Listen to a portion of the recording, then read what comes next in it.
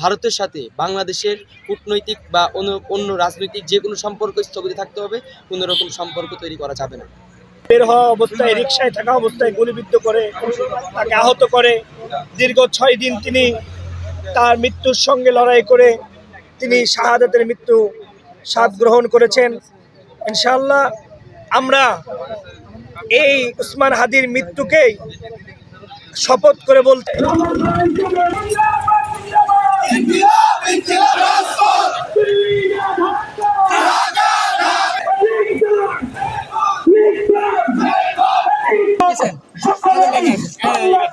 সংগ্রাম হচ্ছে। আমি আপনাদের বেশি কষ্ট দেব না, আপনাদের সামনে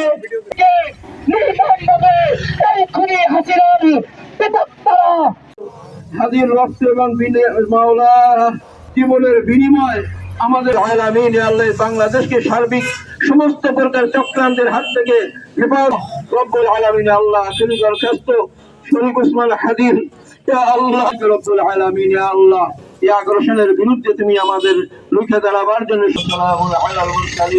আলহামদুলিল্লাহ। আপনারা জানেন ফ্যাসিস্ট বিরোধী আন্দোলনের অন্যতম লড়াকু সৈনিক আমাদের সাহসের বাতিঘর শহীদ উসমান হাদিকে গত শুক্রবারে খুনি হাসিনার কিছু পিতাত্তারা তাকে জুমার নামাজ পড়ে বের হওয়া অবস্থায় রিকশায় থাকা অবস্থায় গুলিবিদ্ধ করে তাকে আহত করে দীর্ঘ 6 দিন তিনি তার মৃত্যুর সঙ্গে লড়াই করে তিনি শাহাদাতের মৃত্যু স্বাদ গ্রহণ করেছেন।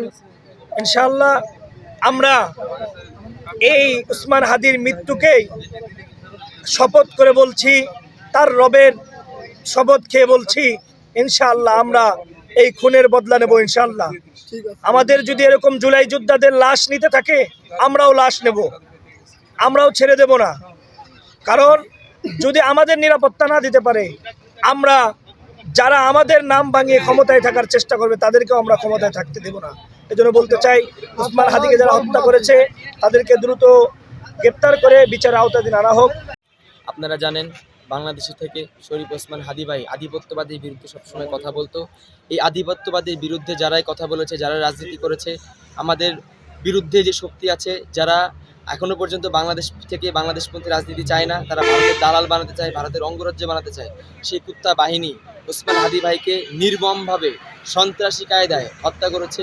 আমরা ইন্টারিম গভর্নমেন্টের কাছে এই আলটিমেটাম দিতে চাই, শরীফ ওসমান হাদি ভাইয়ের হত্যাকারীদেরকে অনতি বিলম্বে এবং জুলাইয়ের হত্যাকারী খুনি হাসিনাকে অনতি বিলম্বে ভারত থেকে বাংলাদেশে আনতে হবে এবং তাদের উপযুক্ত বিচার করতে হবে। আর যতক্ষণ না পর্যন্ত শরীফ ওসমান হাদি ভাইয়ের এবং জুলাইয়ের যত হত্যাকাণ্ড হয়েছে সেগুলোর উপযুক্ত বিচার না হয়, ততদিন পর্যন্ত ভারতের সাথে বাংলাদেশের কূটনৈতিক বা অন্য রাজনৈতিক যে কোনো সম্পর্ক স্থগিত থাকতে হবে, কোনো রকম সম্পর্ক তৈরি করা যাবে না।